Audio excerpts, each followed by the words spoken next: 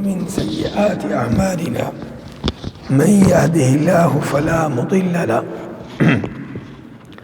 ومن يضلل فلا هادي له وأشهد أن لا إله إلا الله وحده لا شريك له وأشهد أن محمدًا عبده ورسوله يا أيها الذين آمنوا اتقوا الله حق تقاته ولا تموتن إلا وأنتم مسلمون يا أيها الناس اتقوا ربكم الذي خلقكم من نفس واحدة وخلق منها زوجها وبث منهما رجالا كثيرا ونساء واتقوا الله الذي تساءلون به والأرحام إن الله كان عليكم رقيبا يا أيها الذين آمنوا اتقوا الله وقولوا قولا سديدا يصلح لكم أعمالكم ويغفر لكم ذنوبكم ومن يطع الله ورسوله فقد فاز فوزا عظيما أما بعد فإن خير الحديث كتاب الله وخير الهدي هدي محمد صلى الله عليه وسلم وشر الأمور محدثاتها وكل محدثة بدعة وكل بدعة ضلالة وكل ضلالة في النار. أعوذ بالله من الشيطان الرجيم. بسم الله الرحمن الرحيم. والعصر إن الإنسان لفي خسر إلا الذين آمنوا وعملوا الصالحات وتواصوا بالحق وتواصوا بالصبر. ہر قسم کی حمد و ثنا اللہ رب العزت کے لیے جو ہم سب کا خالق، ہم سب کا مالک اور ہم سب کا رازق ہے. کثرت سے درود و سلام ہو امام الانبیاء جناب محمد رسول اللہ صلی اللہ علیہ وسلم کی ذات اقدس پہ. انسان دنیا میں اس لیے بھیجا گیا تاکہ اللہ کے انبیاء کرام علیہم السلام کی اتباع کرے، ان کی اطاعت کرے اور جنت کے راستے پہ چلے اور کامیابی حاصل کر سکے. لیکن عام طور پہ لوگ انبیاء کرام علیہم السلام کے راستے پہ نہیں چلتے. اس لیے اللہ تعالیٰ فرما رہے ہیں کہ والعصر، زمانے کی قسم، ان الانسان لفی خسر، بے شک انسان خسارے میں ڈوبا ہوا ہے، ہلاکت میں ڈوبا ہوا ہے.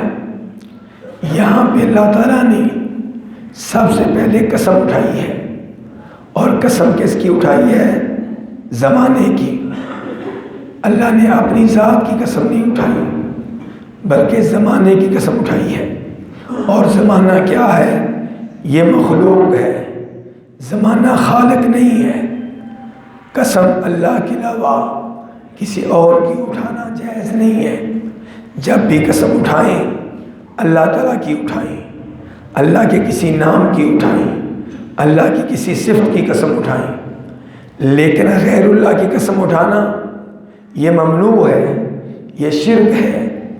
فرماتے ہیں نبی علیہ الصلوۃ والسلام من حلف بغیر اللہ فقد اشرک، جو غیر اللہ کی قسم اٹھائے اس نے شرک کیا. غیر اللہ کوئی بھی ہو، چاہے کوئی فرشتہ ہو، چاہے کوئی جن ہو، چاہے کوئی نبی ہو، چاہے کوئی ولی ہو، سورج ہو، چاند ہو، ملک کا عین ہو، ماں ہو، کسی کی بھی قسم اٹھانی جائز نہیں ہے. جب بھی قسم اٹھائیں اللہ تعالیٰ کی قسم اٹھائیں. کعبہ اللہ کا عظیم گھر، اس کی بھی قسم اٹھانی جائز نہیں ہے. البتہ رب کعبہ کی قسم اٹھانا بالکل صحیح ہے. نبی علیہ السلام کی قسم اٹھانا جائز نہیں ہے. البتہ آپ کے رب کی قسم اٹھانا بالکل درست ہے.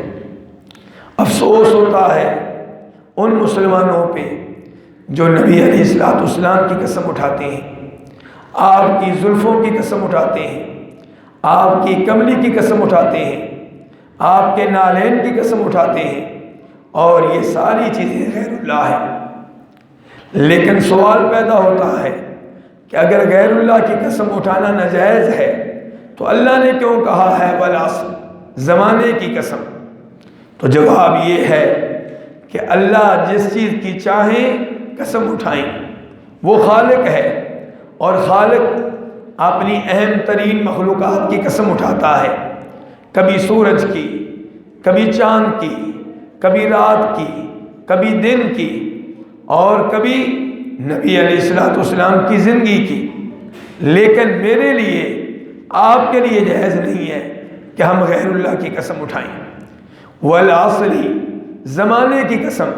سوال پیدا ہوتا ہے اللہ نے زمانے کی قسم کیوں اٹھائی ہے؟ زمانے کی اتنی کیا اہمیت ہے؟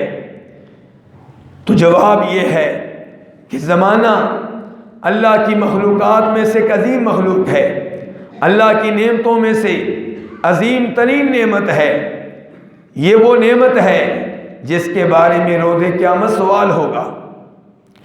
نبی علیہ السلام ارشاد فرماتے ہیں، جب انسان روز قیامت اللہ کے سامنے کھڑا ہوگا تو اس کے پاؤں اللہ کے سامنے سے ہل نہیں سکیں گے، حرکت نہیں کر سکیں گے، جب تک کہ 4 سوالوں کا جواب نہ دے لیں۔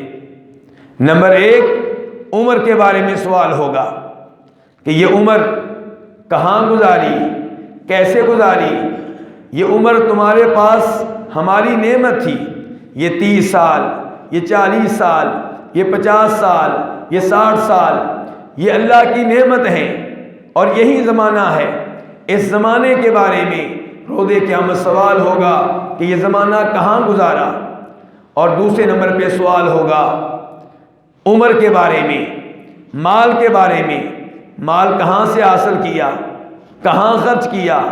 نہ مال حاصل کرنے کے معاملے میں آزاد ہیں، نہ مال صرف کرنے کے معاملے میں، خرچ کرنے کے معاملے میں آزاد ہیں۔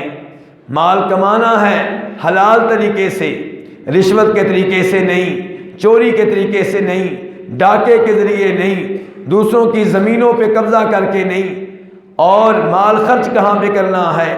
جہاں پہ خرچ کرنا جائز ہو۔ کوئی یہ نہیں کہہ سکتا کہ میرا مال میری مرضی، نہیں، اللہ کا دیا ہوا مال اللہ کی مرضی چلے گی، تمہاری مرضی نہیں چلے گی۔ تم مال وہیں پہ استعمال کر سکتے ہو جہاں پہ اللہ نے مال استعمال کرنے کی اجازت دی ہے۔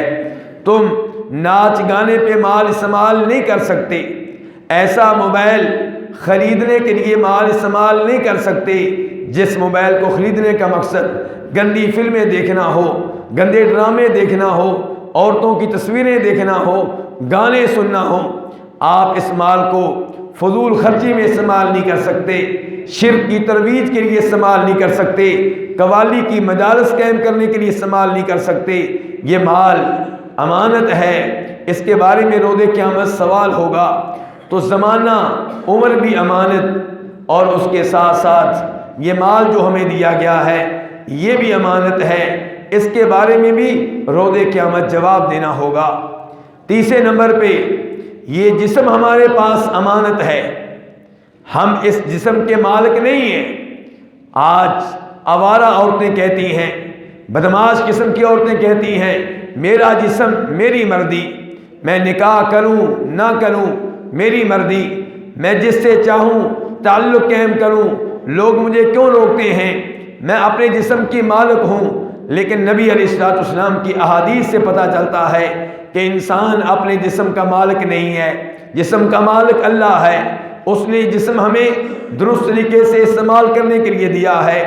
ہم سے اس جسم کے ایک ایک عضو کے بارے میں سوال ہوگا، آنکھوں کے بارے میں کیسے استعمال کیا، ہاتھوں کے بارے میں کہاں پہ استعمال کیے، پاؤں کے بارے میں سوال ہوگا، ان کے ذریعے چل کر مسجد میں گئے کہ سینما گھر میں گئے، کہاں جاتے رہے، ان عظیم اعضاء کا استعمال کیسے کیا، کانوں کا استعمال، آنکھوں کا استعمال، ایک ایک عضو کا استعمال۔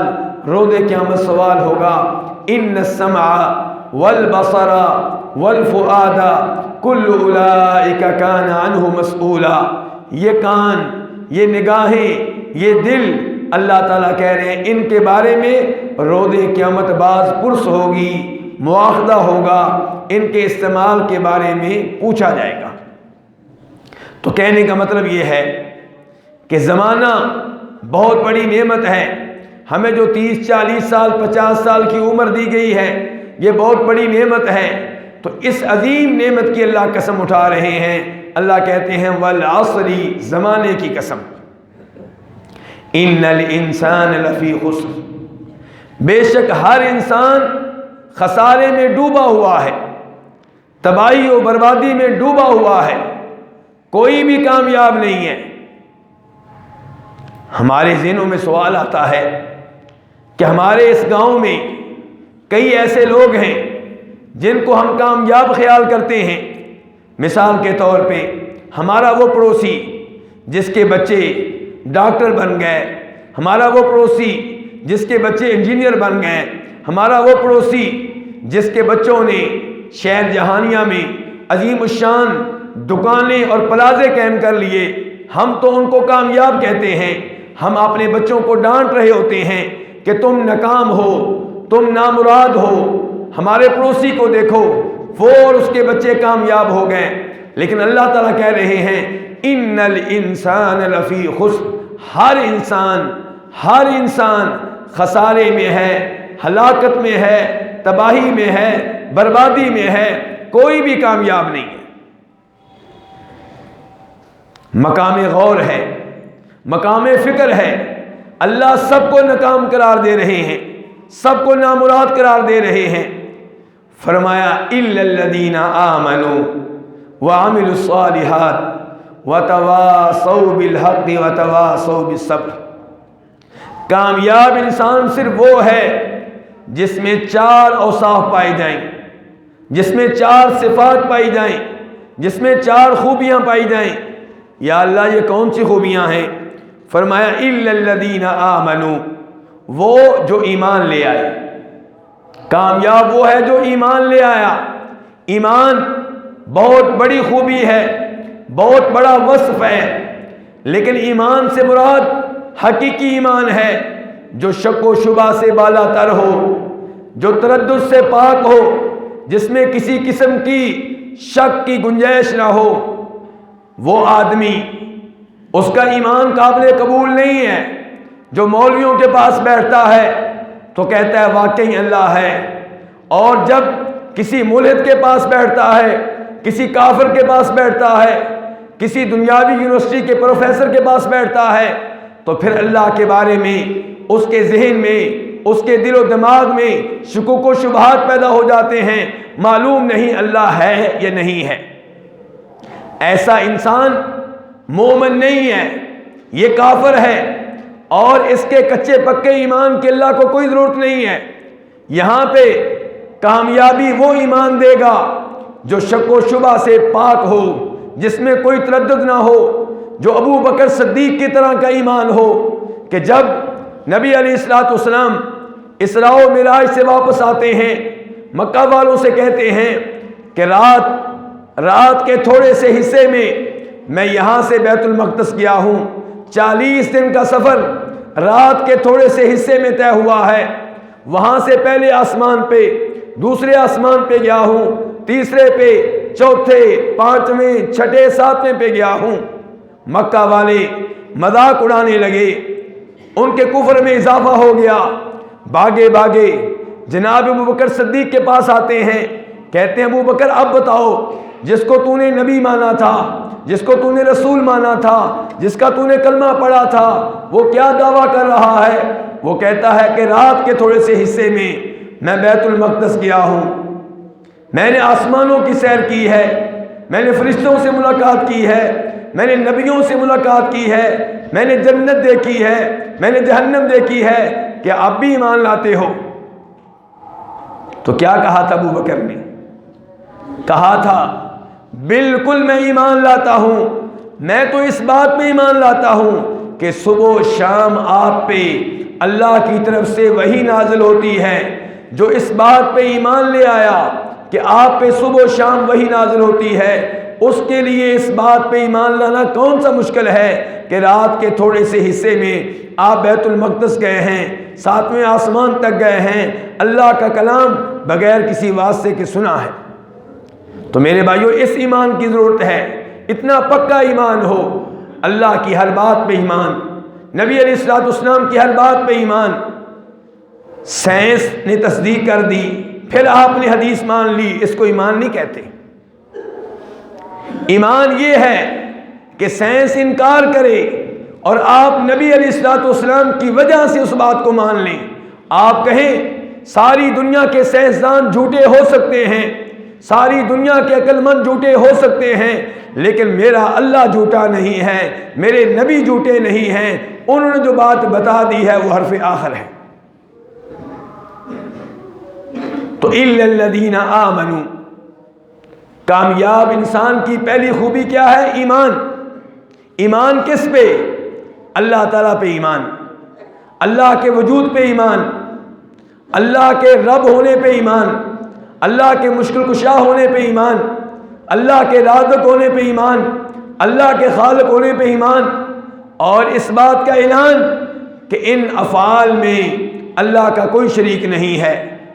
خالق ہے وہ تنہا، رازق ہے وہ تنہا، مالک ہے وہ تنہا، ان اوصاف میں اس کا کوئی شریک نہیں ہے۔ اور اللہ کے معبود ہونے پہ ایمان کہ وہ تنہا ہر عبادت کا حقدار، ہر سجدے کا حقدار، ہر رکوع کا حقدار، ہر طواف کا حقدار، میری ہر عبادت اس کے لیے، میری ہر دعا اس سے، کبھی بھی کسی قبر والے سے دعا نہیں کروں گا، کبھی بھی کسی فوت شدہ نبی کو نہیں پکاروں گا۔ یہ ہے اللہ پہ ایمان۔ اور پھر دوسرے نمبر پہ اللہ کے فرشتوں پہ ایمان، کیونکہ ایمان کے 6 ارکان ہیں، ایمان کے 6 پلر ہیں۔ جیسے اسلام کے 5 پلر ہیں، اسلام کے ارکان 5 ہیں، ایمان کے ارکان 6 ہیں۔ پہلا رکن کیا ہے؟ اللہ پہ ایمان۔ دوسرے نمبر پہ اللہ کے فرشتوں پہ ایمان۔ فرشتے ایک غیبی مخلوق ہے جن کو ہم نے دیکھا نہیں ہے، بن دیکھے ایمان لانا اس کو ایمان کہتے ہیں۔ جبریل علیہ السلام پہ ایمان، میکائیل علیہ السلام پہ ایمان، اسرافیل علیہ السلام پہ ایمان، اور اللہ کے ایک ایک فرشتے پہ ایمان۔ میرا یہ ایمان ہو کہ قبر میں جب مردے کو دفن کرتے ہیں فرشتے پہنچ جاتے ہیں سوال و جواب کے لیے۔ میرا یہ ایمان ہو کہ انبیاء کرام علیہ الصلوۃ والسلام پہ وحی لے کر نازل ہونے والے فرشتے کا نام جبریل ہے۔ میرا ایمان ہو اس بات پہ کہ اللہ رب العزت کے فرشتے اس مجلس کو گھیر لیتے ہیں جو مجلس اللہ کے ذکر پہ مشتمل ہو، جس مجلس میں قرآن کی تلاوت ہو رہی ہو، جس مجلس میں تفسیر کا درس ہو رہا ہو، جس مجلس میں توحید کا بیان ہو رہا ہو، جس مجلس میں نبی علیہ الصلوۃ والسلام کی سنت کا مقام بیان کیا جا رہا ہو۔ تو فرشتوں پہ، فرشتوں کے اعمال پہ، ان کی ڈیوٹیوں پہ ایمان لانا یہ ایمان کا دوسرا رکن ہے۔ ایمان کا تیسرا رکن کیا ہے؟ اللہ رب العزت کی طرف سے نازل ہونے والی آسمانی کتابوں پہ ایمان، تورات پہ ایمان، انجیل پہ ایمان، زبور پہ ایمان، موسیٰ علیہ السلام پہ نازل ہونے والے صحیفوں پہ ایمان، اور پھر آخری کتاب قرآن پاک پہ ایمان، اور اس بات پہ ایمان کہ اس آخری کتاب نے پہلی تمام کتابوں کو منسوخ کر دیا، ان کو کینسل کر دیا۔ اب جو نظام چلے گا وہ قرآن کا نظام ہوگا، وہ تورات والا نہیں ہوگا، وہ زبور والا نہیں ہوگا، وہ انجیل والا نہیں ہوگا۔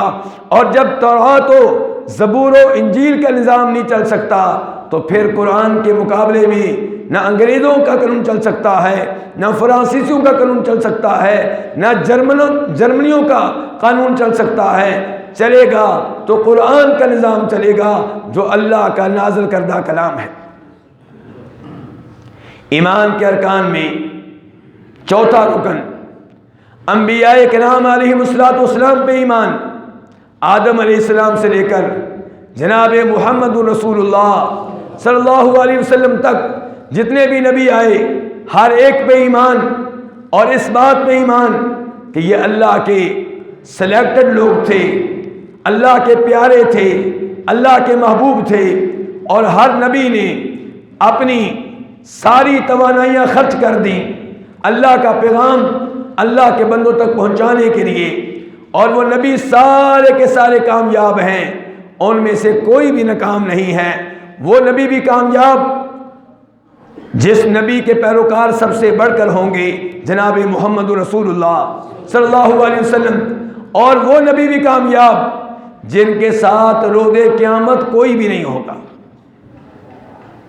روز قیامت آئیں گے تنہا، ایمان لانے والا ایک بھی نہیں، اللہ کی قسم وہ بھی کامیاب، کیونکہ انہوں نے تبلیغ کا حق ادا کیا۔ میری اور آپ کی ذمہ داری یہ نہیں ہے کہ آپ نے اتنے لوگوں کو راہ راست پہ لانا ہے، اتنے لوگوں کو قرآن و حدیث سکھانی ہے۔ میری اور آپ کی ذمہ داری یہ ہے کہ دعوت دینا، پیغام دینا، تلاوت کرنا، تفسیر بتانا، کوئی سنے نہ سنے، کوئی مانے نہ مانے، کوئی عمل کرے نہ کرے، اس بارے میں نہ مجھ سے سوال ہوگا، نہ آپ سے ہوگا، نہ انبیاء کرام علیہم السلام سے ہوگا۔ تو انبیاء کرام بہت زیادہ ہیں، ان میں سے کچھ وہ ہیں جن کے نام بتائے گئے، کچھ وہ ہیں جن کے نام نہیں بتائے گئے۔ ہم ان سب پہ ایمان لاتے ہیں، اور کوئی بھی ایسا نہیں ہے جس سے ہم انکاری ہوں۔ عیسائی جناب محمد رسول اللہ پہ ایمان نہیں لاتے، کافر ہیں، مومن نہیں ہیں۔ یہودی عیسیٰ علیہ السلام پہ ایمان نہیں لاتے، جناب محمد رسول اللہ صلی اللہ علیہ وسلم پہ ایمان نہیں لاتے، وہ مومن نہیں ہیں، وہ کافر ہیں۔ مومن وہ ہے جو ہر نبی پہ ایمان لائے۔ ایمان کس چیز کا نام ہے؟ ایمان 6 ارکان کا نام ہے، 4 بتا چکا ہوں۔ 5واں رکن کیا ہے؟ تقدیر پہ ایمان،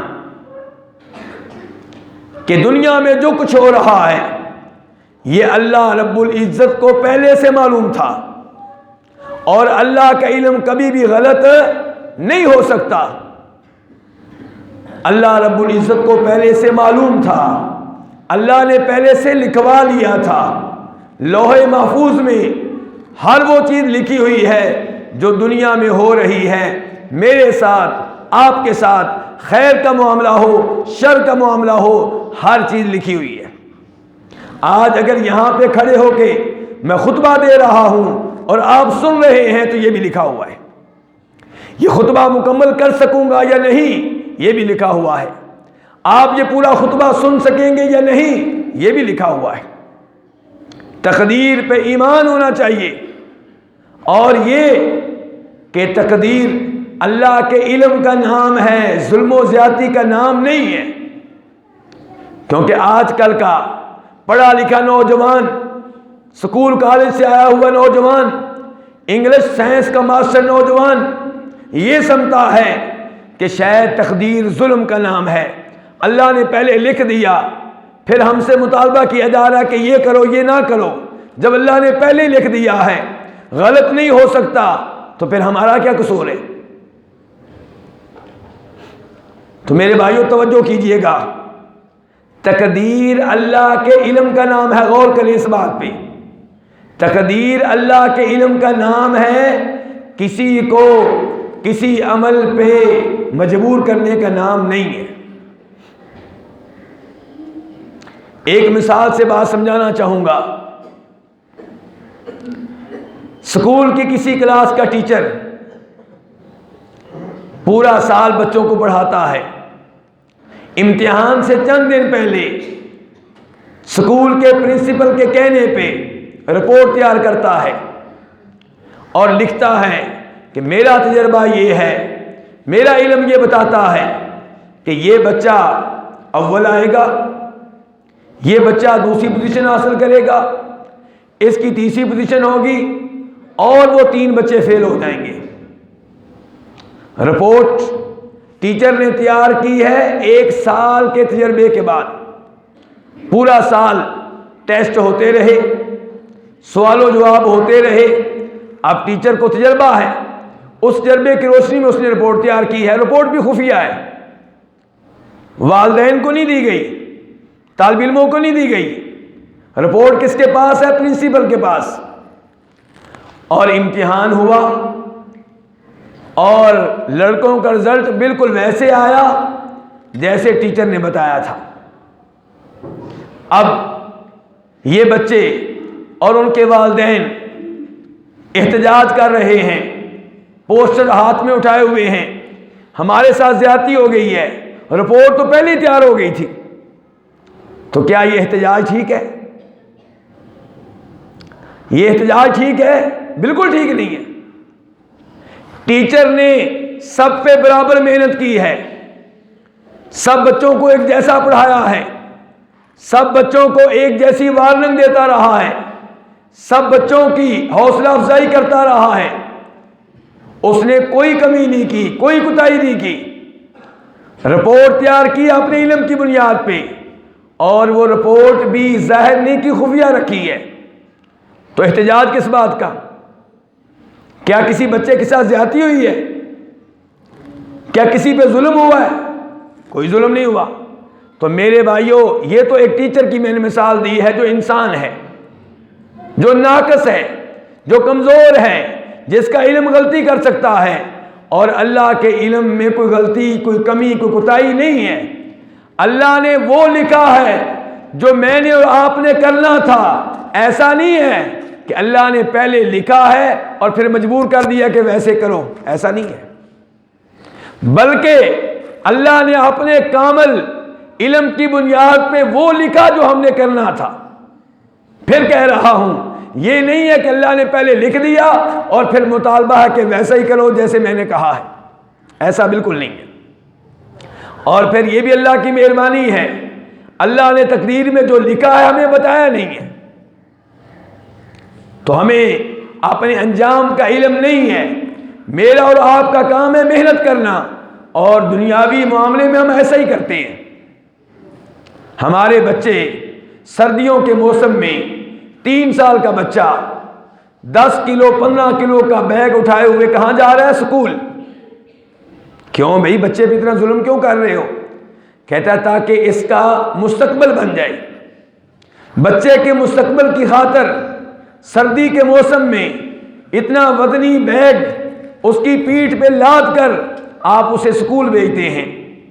اس موقع پہ یہ نہیں کہتے کہ یار بچے پہ یہ ظلم نہیں کرنا، اس کو نیند پوری کرنے دو، باہر بڑی سردی ہے، اتنا وزن کیوں ڈالیں؟ جو تقدیر میں لکھا ہے مل جائے گا، جو رزق لکھا ہے مل جائے گا، جو جاب اس کی تقدیر میں لکھی ہے مل جائے گی۔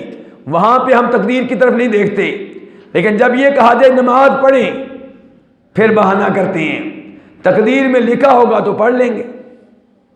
جب کہا جائے یہ گناہ چھوڑ دو، کہتے ہیں جی میں کیا کروں، تقدیر میں لکھا ہوا ہے۔ تو یہ انداز اختیار کر کے ہم اپنے آپ کو دھوکہ دے رہے ہیں، کسی اور کو دھوکہ نہیں دے رہے۔ جب ہمارے گھر میں کسی کا ایکسیڈنٹ ہو جائے، ہم بڑے سے بڑے ہاسپٹل میں علاج کرواتے ہیں، کبھی یہ نہیں کہا کہ میں اس کی خاطر بیگم کے زیورات نہیں بیچوں گا، اس کے علاج کی خاطر اپنا مکان نہیں بیچوں گا۔ تقدیر میں لکھا ہوگا تو بچ جائے گا، نہیں لکھا ہوگا تو مر جائے گا۔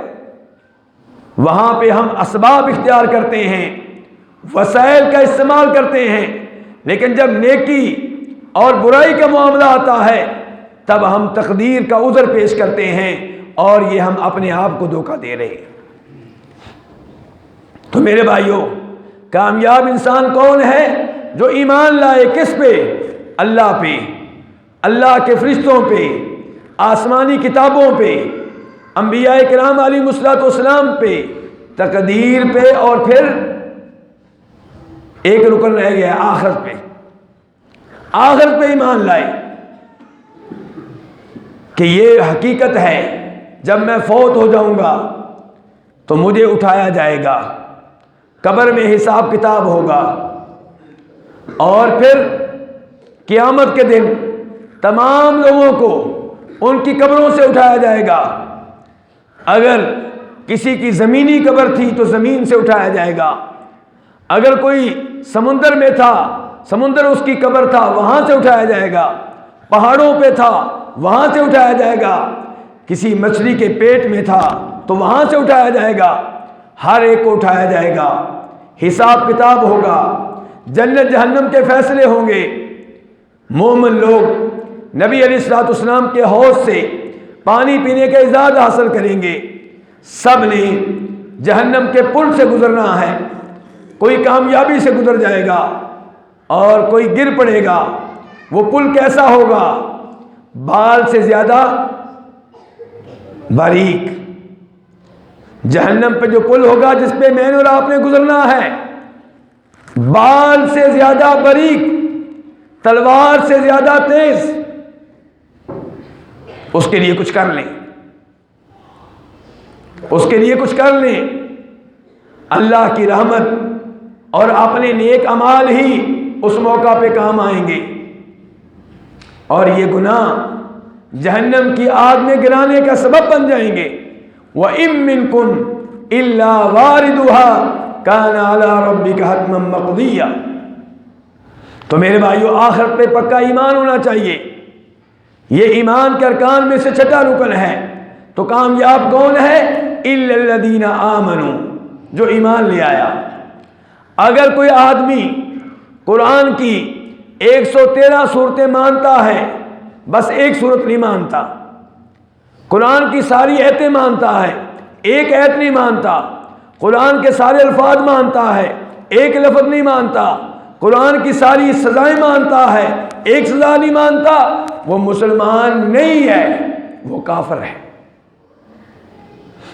اگر ہمارا آج کا پڑھا لکھا نوجوان یہ کہتا ہے کہ قرآن سارے کا سارا صحیح ہے، لیکن قرآن میں جو لکھا ہے کہ چور کا ہاتھ کاٹ ڈالو، یہ ظلم ہے، یہ زیادتی ہے، اسے میں نہیں مانتا، تو یہ مسلمان نہیں ہے، یہ کافر ہے۔ تیری حیثیت کیا ہے کہ تو اللہ کی بات کو نہ مانے؟ اپنی شکل دیکھ، اپنی عقل دیکھ، اپنا جسم دیکھ، تجھے پیچس لگ جائیں تو تم بے بس ہے، قبض ہو جائے تو بے بس ہے، خارش شروع ہو جائے تو بے بس ہے، سر میں درد شروع ہو جائے تو کچھ کر نہیں سکتا۔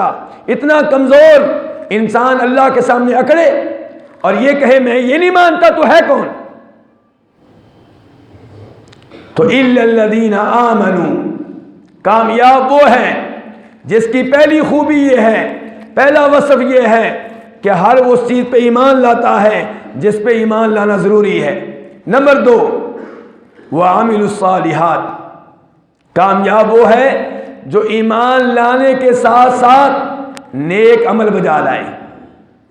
ایمان کے بغیر اچھے کام کرنے کا کوئی فائدہ نہیں ہے۔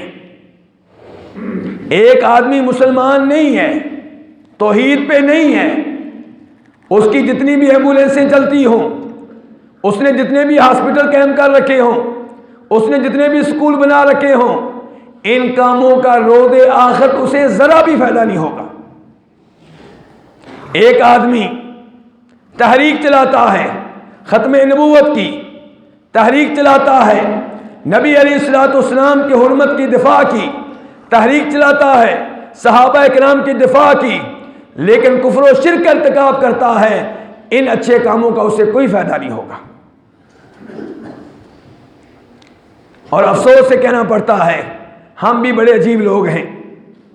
کبھی قذافی کو ہیرو بنا لیا، جو امریکہ کے خلاف بولے وہ ہمارا ہیرو ہے، چاہے توحید کے اوپر ہو یا نہ ہو۔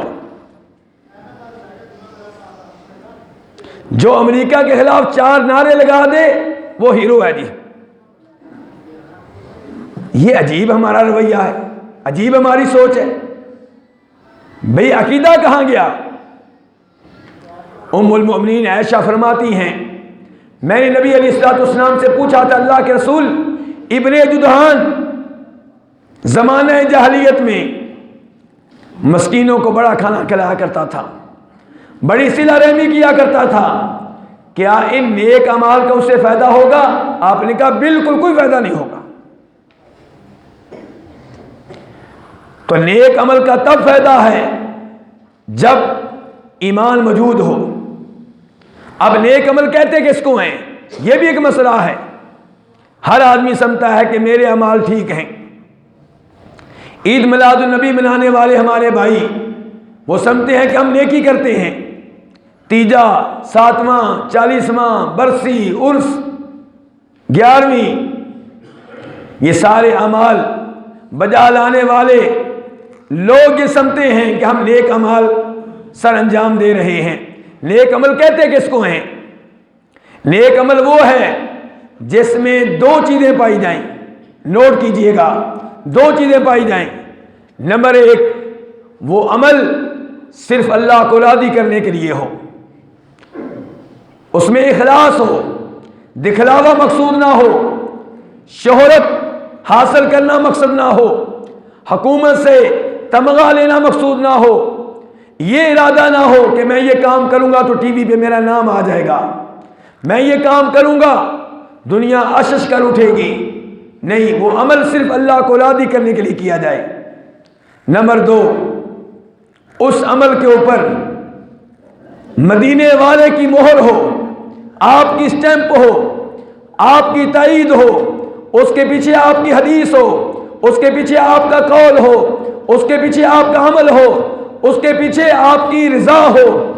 اگر کوئی ایسا عمل ہے جس کے اوپر نبی علیہ السلام کی اسٹیمپ نہیں ہے، چاہے پورا پاکستان کرے، پورا انڈیا کرے، پوری دنیا کرے، اللہ کی قسم وہ عمل اللہ کے ہاں قابل قبول نہیں ہے۔ یہ نہ دیکھا کریں کہ عید میلاد النبی منانے والوں کی اکثریت ہے، یہ نہ دیکھا کریں تیجا، 7واں، 40واں، برسی، عرس، 11ویں یہ نئے نئے کام کرنے والوں کی اکثریت ہے، یہ دیکھا کریں کہ یہ کام صحابہ کرام نے کیا یا نہیں کیا، یہ کام تابعین نے کیا یا نہیں کیا۔ عید میلاد النبی منانا اگر اچھا کام ہوتا تو اس کی بسم اللہ کرنے والے، اس کا آغاز کرنے والے جناب محمد رسول اللہ ہوتے، ابو بکر صدیق ہوتے، عمر فاروق ہوتے، عثمان غنی ہوتے، علی ہوتے، عشرہ مبشرہ میں سے کوئی ہوتا، کوئی بدری صحابی ہوتا، کوئی عام صحابی ہوتا، لیکن اس کا آغاز کرنے والے مصر کے وہ فاطمی حکمران ہیں جو ممبر و محراب پہ کھڑے ہو کے صحابہ کرام کو گالیاں دینا ثواب سمجھا کرتے تھے۔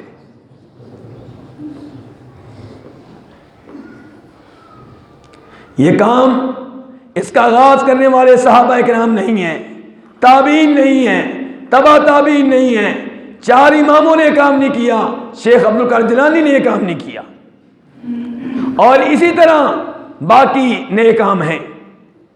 نبی علیہ السلام نے جو دین دے دیا ہمارے لیے کافی ہے۔ الیوم اکملت لکم دینکم، وہ دین مکمل ہے، کامل ہے، اس میں کسی اضافے کی کوئی گنجائش نہیں ہے۔ تو نیک عمل کامیابی کے لیے ضروری ہے۔ نیک عمل کیا ہے؟ نماز، روزہ رکھنا، حج کرنا، عمرہ کرنا، یہ نیک اعمال ہیں۔ تو یہ کثرت سے کیے جائیں، بار بار کیے جائیں، نبی علیہ السلام کے طریقے کے مطابق کیے جائیں، تو کامیاب انسان وہ ہے، نمبر 1 جو ایمان لایا، نمبر 2 جو ایمان لانے کے ساتھ ساتھ نیک اعمال سر انجام دیتا ہے، تیسرے نمبر پہ وَتَوَاصَوْا بِالْحَقِّ۔ کامیابی کے لیے ذاتی ایمان کافی نہیں ہے، کامیابی کے لیے، جنت پانے کے لیے، جہنم کی آگ سے بچنے کے لیے ذاتی نیک اعمال کافی نہیں ہیں۔ دوسروں کی اصلاح، دوسروں کو تبدیل کرنا، دوسروں کو راہ راست پہ لانا، دوسروں کو شرک و بدعات سے ہٹانا، یہ میری اور آپ کی ذمہ داری ہے۔ وَتَوَاصَوْا بِالْحَقِّ۔ بابا جی صبح اٹھتے ہیں، سردی کے موسم میں ٹھنڈے پانی سے وضو کرتے ہیں، مسجد میں آ کے تہجد پڑھتے ہیں، فجر کی نماز پڑھتے ہیں، مسجد میں بیٹھے رہتے ہیں، اور جب سورج نکلتا ہے اشراق کی نماز پڑھ کر گھر جاتے ہیں، بہت بڑا عمل ہے۔ لیکن جوان بیٹے کیا کر رہے ہیں؟ ان کے بارے میں جواب کون دے گا؟ وہ رات کو سونے سے پہلے کیا دیکھتے ہیں؟ ان کی راتیں کیا چیز دیکھتے ہوئے گزرتی ہیں؟ فجر کی نماز میں وہ کیوں موجود نہیں ہوتے؟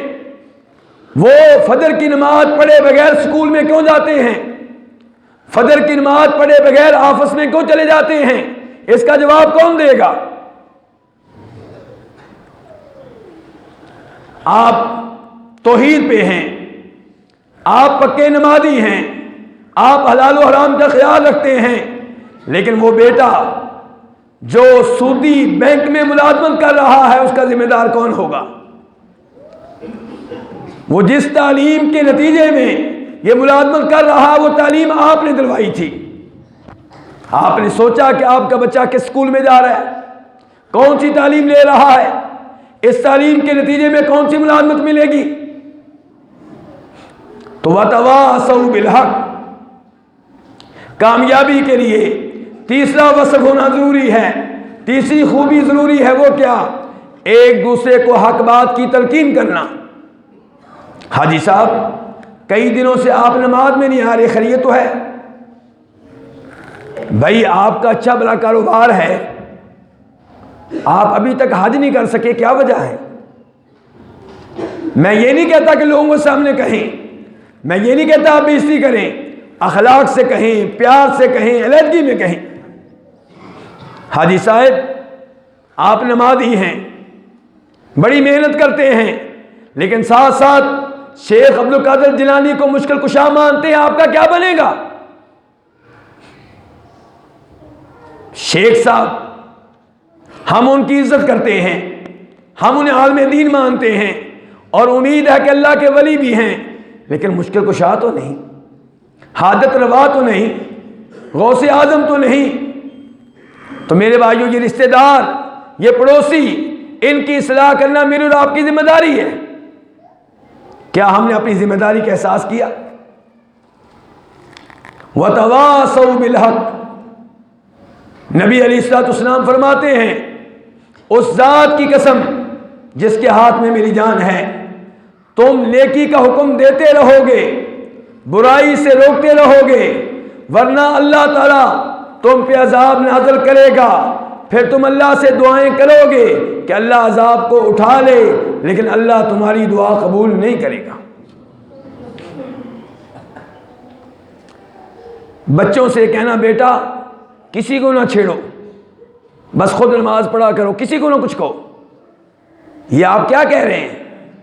قرآن کہتا ہے چھیڑو، اچھے انداز سے، اخلاق سے، پیار سے۔ جو نماز نہیں پڑھتا اسے چھیڑیں، اس سے گفتگو شروع کریں، آپ کیوں نماز نہیں پڑھتے؟ جس کا طریقہ نماز غلط ہے، نبی علیہ السلام کے مطابق نہیں ہے، اسے بھی چھیڑیں کہ 40 سال کی نمازوں کا کیا بنے گا، 50 سال کی نمازوں کا کیا بنے گا۔ جس کے گھر سے کانوں کی آوازیں آتی ہیں اسے بھی چھیڑیں، جس کے گھر میں فجر کے ٹائم روشنی نہیں ہوتی، رات 12 بجے تک روشنی رہتی ہے، فجر کے ٹائم اندھیرا ہوتا ہے، کوئی اٹھنے والا نہیں، ان کو بھی چھیڑیں۔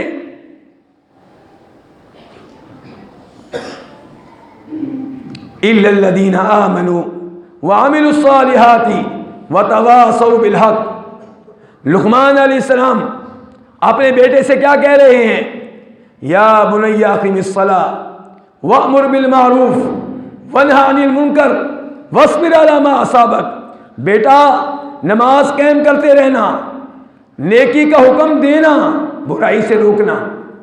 ہم کیا کہتے ہیں؟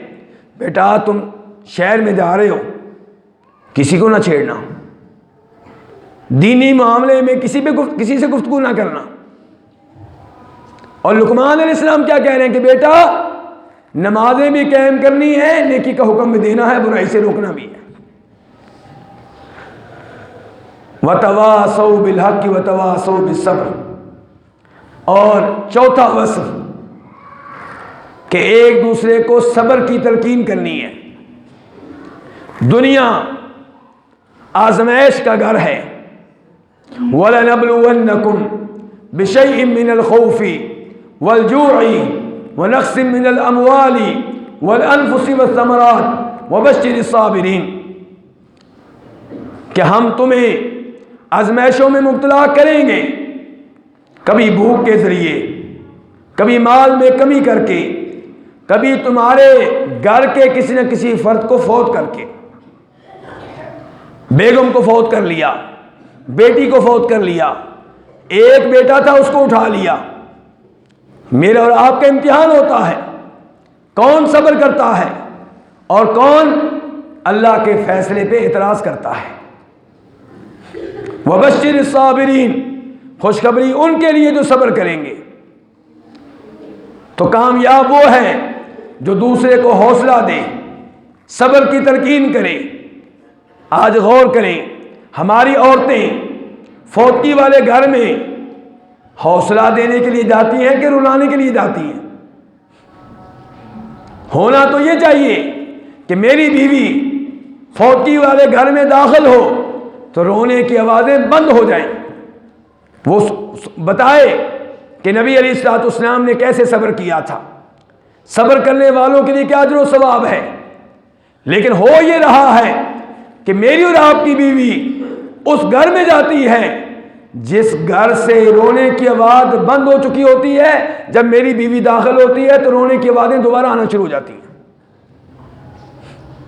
جی گلے نہیں لگیں گے تو وہ کہیں گے کہ اس کو کوئی پریشانی نہیں ہے، اس کو ٹینشن ہی نہیں ہے۔